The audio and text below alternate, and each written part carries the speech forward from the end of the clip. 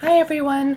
For this lecture we will talk about the echoes of revolution and the abolition of slavery. Um, it wasn't a fun time in the world in general.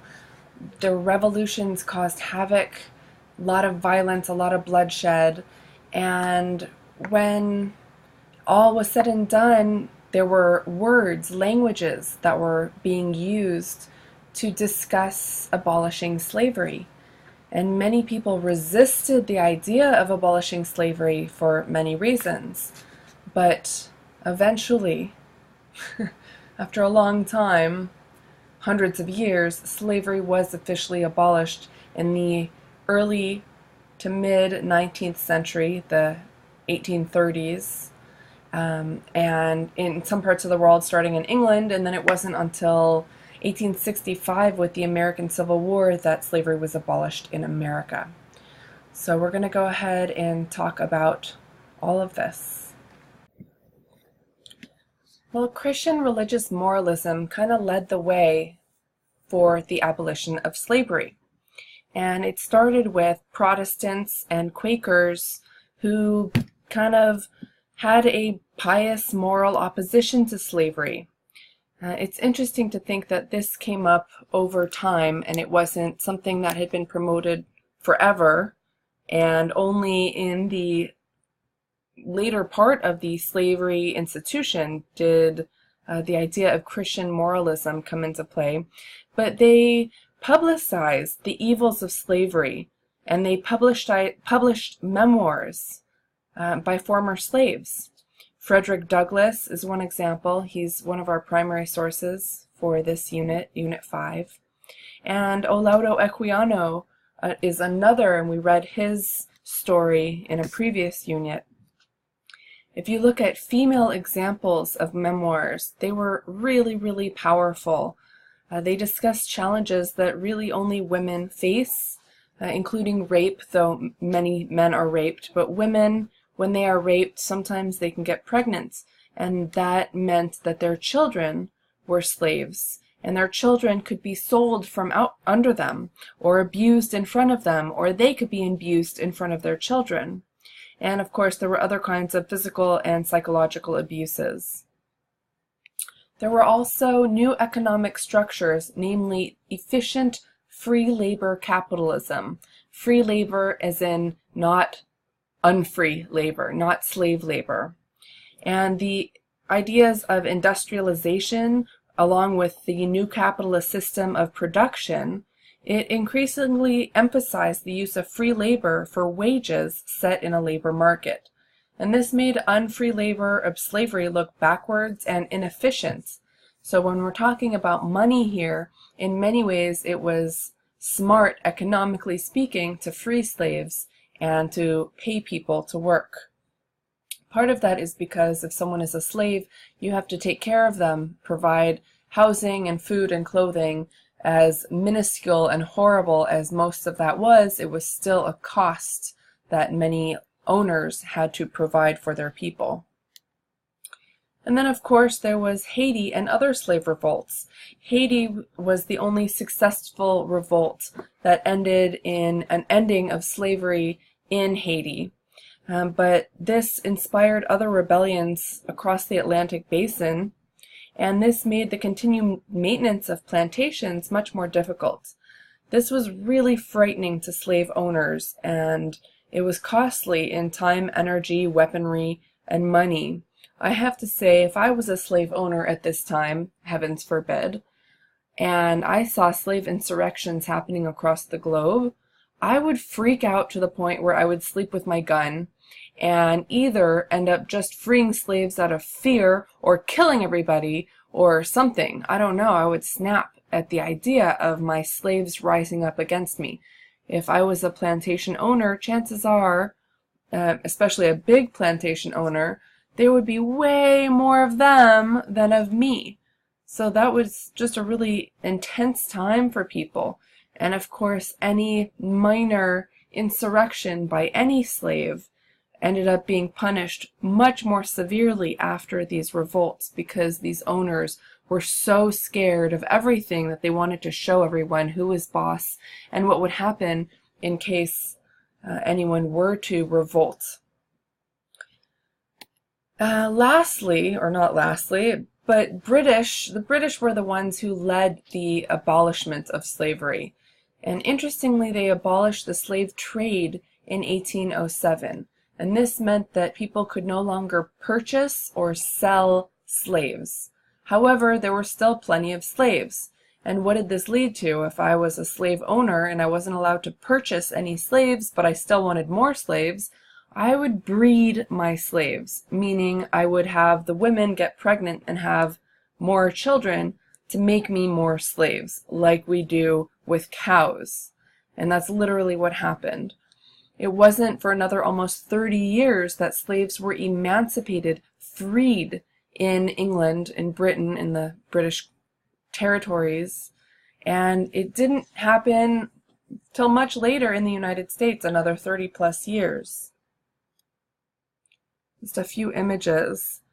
This one is called The Abolition of the Slave Trade.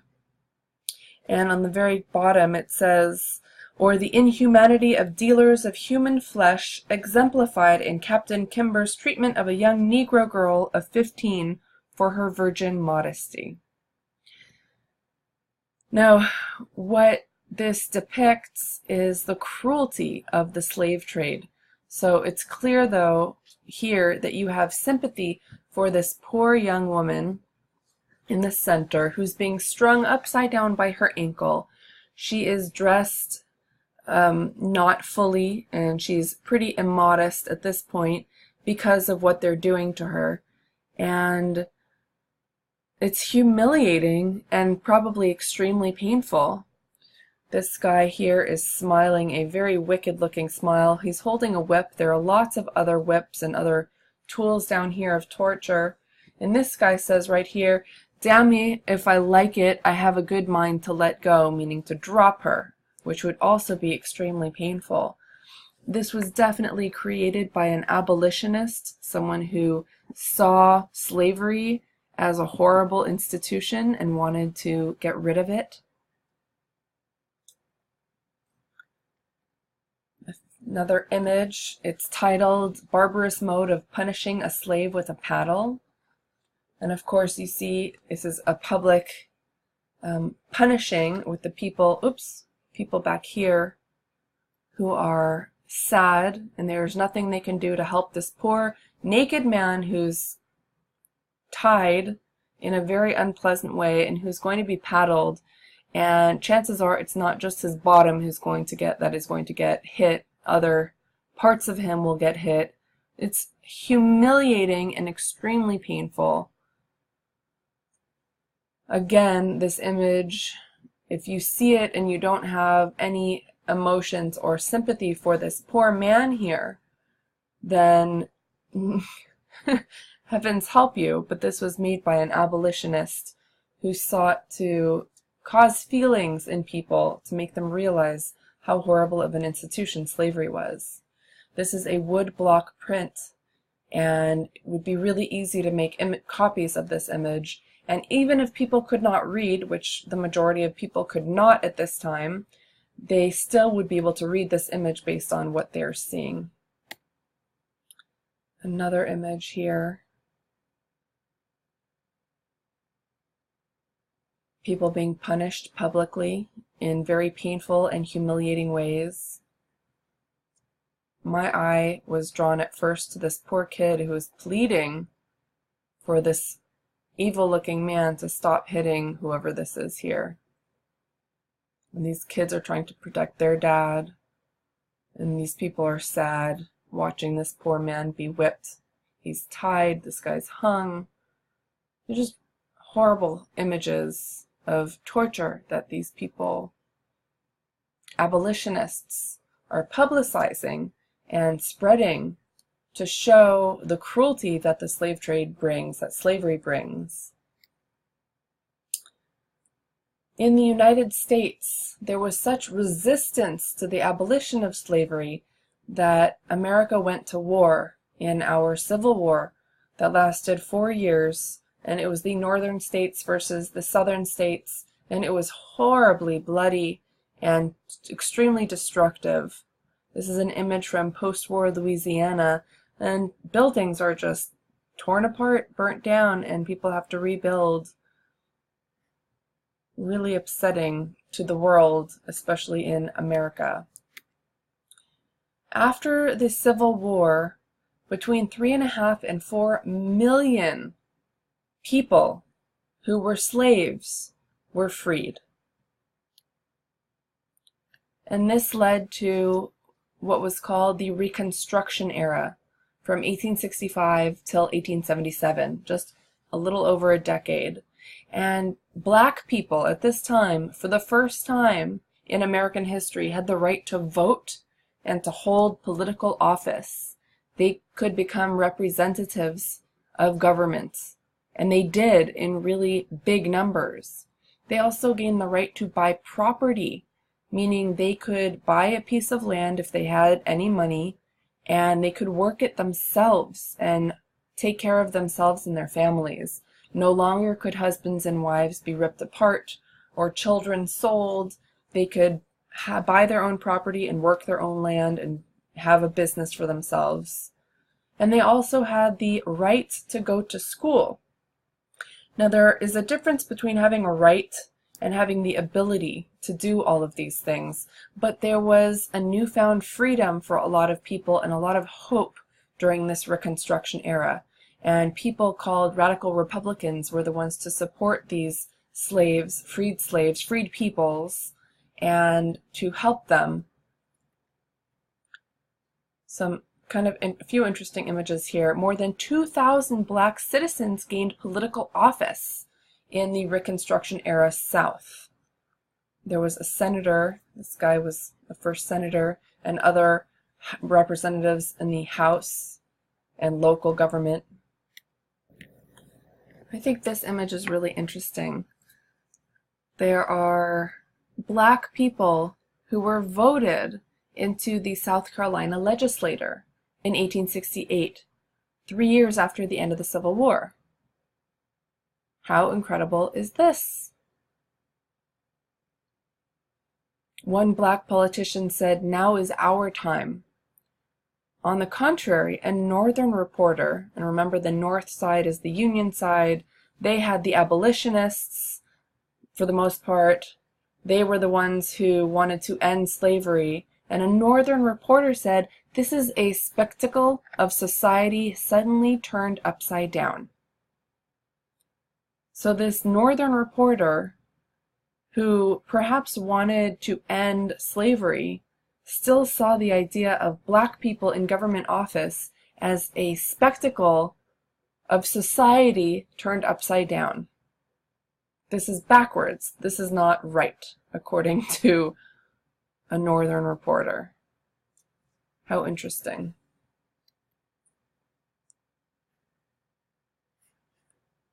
And this is an image of a school.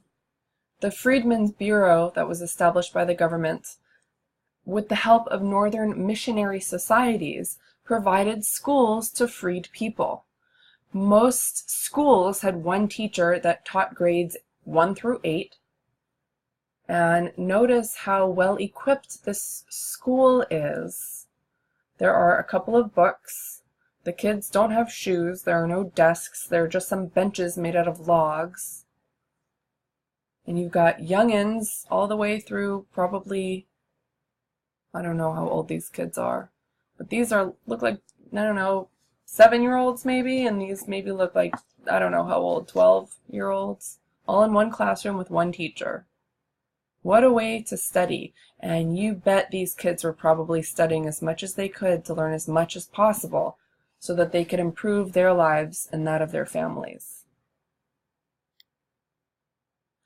People didn't really like the Freedmen's Bureau. Many people, especially in the South.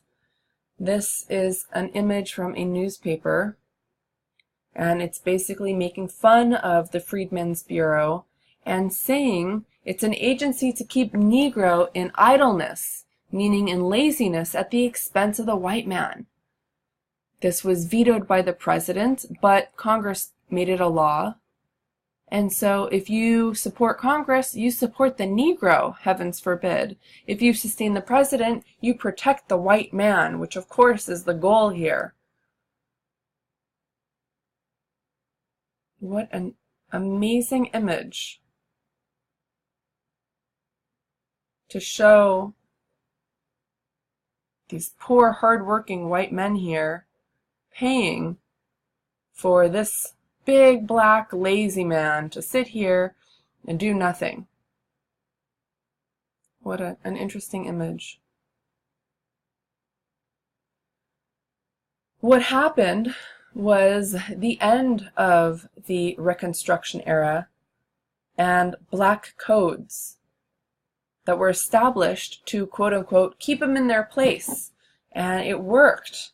After all of those rights that black people gained, not really equality in any way, but some basic rights, like the right to vote and citizenship, black codes were put in place. And these laws, many of which lasted for over a century, had a profound effect to really keep former slaves in slave-like status, both economically and socially and politically. Popular violence occurred against black people and against radical Republicans, which were the name of the groups that were people who were trying to help former slaves. Segregation grew, meaning segregation is the separation, and the idea was separate but equal. So separate schools, but they're equal. But we just saw a picture of a school for former slaves. It was not exactly equal in almost any case. Look up segregation and images, cartoon images, or photographs, or drawings, and there's an abundance of appalling images to think about. And intermarriage was outlawed, of course. You can't marry someone of a different race as you. Black people were no longer allowed to buy land or rent land, so they weren't allowed to fend for themselves. And yet unemployment was outlawed. So if you're not allowed to be unemployed, but you're not allowed to own or rent land and work your own land, what do you have to do? Work for someone else. Who's going to hire you? Very few people, maybe some plantation owners. Maybe you'd have to go back and work for a former slave owner in horrid conditions similar to slavery. There were, of course, no rights for black people. Not of course, but there were no rights for black people in any way. There was no drumming allowed or voodoo.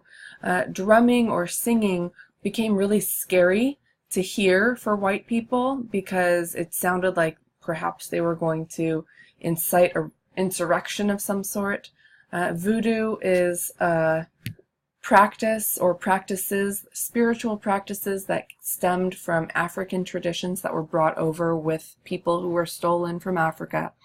And these things were outlawed. You weren't allowed to follow these ideas because white men were afraid that black people would attack them or curse them or whatever. And these are kind of interesting laws. No loitering. You weren't allowed to stand around in the middle of the street in front of your own house. You had to be inside. You needed passes to move from one place to another if you were black. And you couldn't walk in groups of 3 or more because that scared people. Because black people are scary at this time in America, at least. And then there were sundown towns. If you still go to parts of the Northeast, you can find signs that say, label a town a sundown town. They're not really followed anymore, of course, but that meant if you saw a sign or if you knew of a place being a sundown town, if you were black and managed to be found in a sundown town, you would probably be lynched on the spot. And a lynching is when someone would be beaten up and killed, sometimes by hanging, sometimes by burning, or just getting parts chopped off. And this was part of the popular violence that white people committed against non-white people, against African Americans in particular. And then sharecropping was another of the challenges that came upon former freed people, former slaves who were now called freed peoples. Sharecropping, by the end of the 1870s, led to about 3 out of 4 African Americans in cotton-producing states to become sharecroppers. And about 50% of the yield, meaning they were renting the land, and about 50% of what they grew went to the landowners, and sometimes more. And this didn't really leave workers with much to trade. And if something went wrong, for example, a drought or a flood or a bug, and their crops were destroyed, they would need to borrow more from the landowner: seed, tools, food, whatever it was they needed. And this left them in even greater debt. And rather than allowing them to thrive, they would be barely surviving. Here are a couple pictures. This is a family of sharecroppers, so they're kind of renting the land from the owner, and rather than providing money as rent, they provide product, and in this case it's cotton. This map shows the percentage of sharecropped farms by county, and you can see the red down here. Former slave states have a lot of sharecropping. So people who were slaves are now quote-unquote freed people, but they're working in such conditions that now they have to buy their own food and clothing and shelter, and can't really go anywhere because they can't afford to go anywhere, but technically they're free. But they can't vote and they have no rights.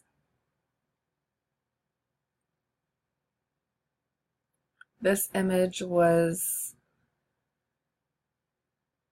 produced by someone who was anti-KKK and anti-White League, these racist groups.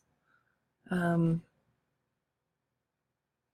just have sympathy for this poor family here who's kind of cowering underneath these white supremacy groups. They're trying to read. There's a schoolhouse that's on fire and a black man who has been lynched for God knows what reason. And it says worse than slavery. They're freed people, but their life is challenged, to put it very mildly. Up here it says this is a white man's government. Okay, so during Reconstruction, there were a couple of amendments that provided some pretty amazing laws and rights for people in general, citizens, and that included, of course, African Americans or freed peoples. The 14th Amendment, which was established in 1868, provided equal protection or no discrimination under the law to all citizens in any jurisdiction. And this was the rights of life, liberty, and property. This amendment was bitterly contested, especially by states of the defeated Confederacy, the South, and they had to ratify it in order to regain representation in Congress after the Civil War. So they ratified this amendment, but they really, really hated it. And the Due Process Clause, part of the 14th Amendment, prohibited state and local government officials from depriving persons, people, of life, liberty, or property. The 15th Amendment prohibited denial of right to vote based on race, color, or previous condition of servitude. Meaning, you couldn't deny someone the right to vote based on what they looked like or if they were a slave.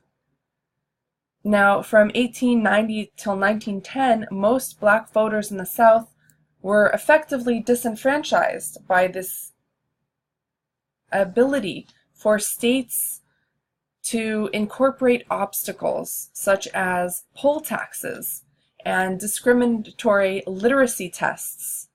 And white people were exempt from these poll taxes and from these literacy tests based on grandfather clauses. So even if someone white was really poor and couldn't read, they could still vote, but a black person couldn't. Also, there was a system of whites-only primaries. A primary is when you vote prior for certain representatives to be part of the ballot, and only white people were allowed in the primaries. And also, there was extraordinary violent intimidation against black voters. So blacks basically, after the Reconstruction era, during the Black Codes era, which lasted quite a long time, black people were not allowed to vote. They were not allowed to be part of a jury, so they couldn't defend other people or have a jury of their peers, which is kind of interesting.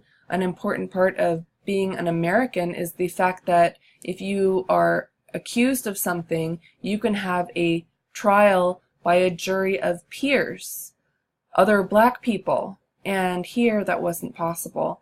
And you weren't allowed to testify against white people if you were black.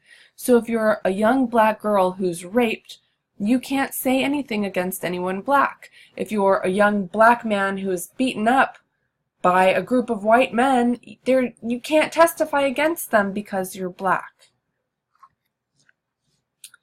This image is of the 1876 presidential race, and it says, of course he wants to vote for the Democrat ticket, which it's kind of hard to explain, but Democrats were conservatives at the time. And then it says, "You free as air, ain't you?" declares an armed assailant. "Say you are, or I'll blow your head off." So this poor black man in the middle has his ballot, and people knew where you were going to vote. It wasn't a hidden ballot where it was private. Everyone knew who you were voting for. And so his choice as to who he was going to vote for was not exactly a choice. And many people were too intimidated to even go by the polling places because they were afraid of being beaten up or killed. And of course, racism and social inequality has continued to prevail in America in many ways. Some interesting statistics here. In 2012, there were 1,007 far-right hate groups. This includes neo-Nazi groups, skinheads, chapters of the Ku Klux Klan, the White Knights, and several other extremely racist groups that believe in white power and that violence is okay against people of color or other religions or ethnicities. Because in America there was no longer the ability to have slaves, and not just the United States, but the Caribbean and Peru, and also South Africa, Hawaii, Malaysia. So the slave institution ended, and so very cheap workers were brought in as indentured servants, namely from India and from China, and they worked in mines and in sugar plantations and in construction in almost slave-like conditions. It was extremely brutal. They usually were brought over to these places for free. You get a free ride, and in exchange, you're going to work for me for 4 to 7 years, whatever, and after that, you'll be free. However, the workers needed food and clothing and shelter, and many times they became more indebted and never escaped the cycle for their handler, for the guy who brought them over for free.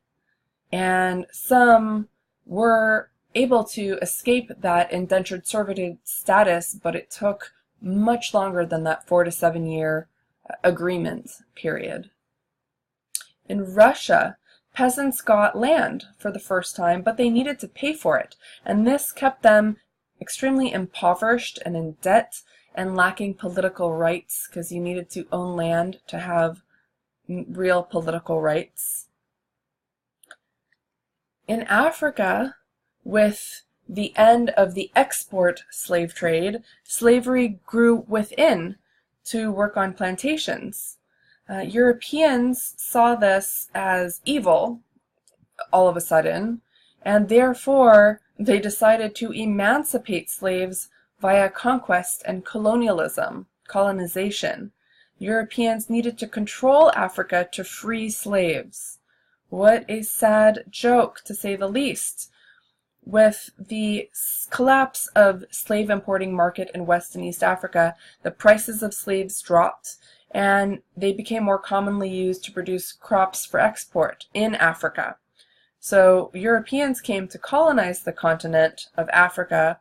The conquest was rationalized as fighting the slave trade. It was a moral obligation for Europeans, despite the 3 centuries-long history of Europeans taking slaves from Africa. What an ironic twist of fate in Africa once again. We'll talk about colonialism in an upcoming unit.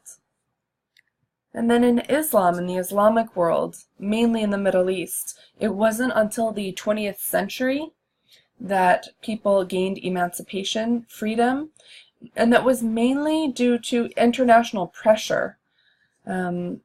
Plus, of course, like Christian moralism, there were pious and modest, reverent Muslims who believed that slavery violated the Quran's ideals of freedom and equality, especially amongst other Muslims. And it lasted well into the 20th century because it didn't really have a grassroots opposition to the practice, and it really took a lot of international pressure to end the slave trade in the Muslim world. So one more of the echoes of revolution were feminist beginnings. We saw the Enlightenment attacks on tradition. Modern feminism has its roots in the Enlightenment, and the attacks on tradition and the promotion of liberty and rationality and social arrangements. So the idea of feminism stemmed from the same sources as political revolutions and the secular attacks on slavery. There was this idea that maybe women should have rights too. What an interesting experience. There were people who promoted these ideas like Mary Wollstonecraft. She wrote The Vindication of the Rights of Women. Her work shows inspiration based on the French Revolution's attempts to rebuild social arrangements to provide more equality and rights for women. And her work was really one of the early statements of explicit feminism, that women's rights are human rights. Who would have thought? There was a conference at Seneca Falls in 1848, and this was the first organized group of a feminist movement. And the statement found at Seneca Falls drew from the American Declaration of Independence. And these are just a couple of examples of the direct impact of the discussions of liberty and social equality found with the Atlantic revolutions, the American and French revolutions in particular. Suffrage. This is not the same as suffering. Suffrage is the ability or right to vote. And women worked really hard to gain suffrage, but it wasn't until many years later that women gained the right to vote, till the 1920 in America, which is kind of amazing. It was pushed until after the end of World War I. Women's organizations formed a variety of social issues and attempted to take care of many social issues. But even though they weren't able to vote for many, many years, they did enter new professions, and property rights were expanded, meaning women could own property. And this was fought against for hundreds of years, because men should be property owners and women belong in the domestic sphere. Of course, there was tons of opposition to various women's rights campaigns from both the left and the right, the conservatives and the liberals. Socialists, the more liberal side remained kind of divided about the issues of where women belonged and what their rights should be. Conservatives are almost always uniformly against feminism as an alien threat to old institutions.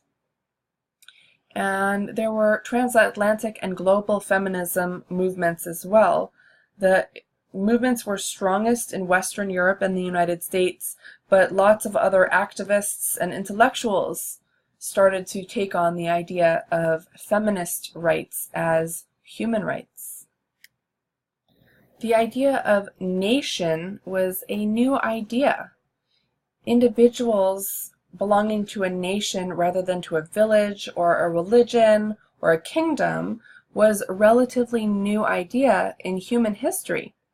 It was the direct product of the ideas of the Enlightenment, plus the North and South American independence movements, the political examples of the United States and revolutionary France, and resentments against Napoleon's occupation of most of Europe. People saw Napoleon not so much as a liberator, but as someone that they hated, and it was a means of gaining unity against them, against Napoleon and the French. Specifically, the idea of popular sovereignty, meaning that political power rests in the hands of the people and not in the hands of the kings. This idea encouraged the thinking of the nation, which was a like-minded cultural and linguistic group that united as a state. Nationalism could work to unify disunited people in fragmented political systems like Germany and in Italy, but it could also inspire groups such as Greeks or Poles to break away from rule of other multi-ethnic empires. So there was both the idea of unification of a certain group of people and independence from others. And of course, popular nationalism, as we'll see, especially towards World War I, led to states pushing increasingly towards violent conflict with international disputes. And now arguments were between nations and entire populations and not just between kings.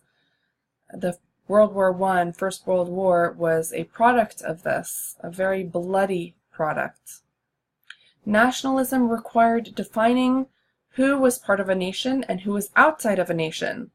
So this led to a lot of challenges for people who were minority groups in a particular territory.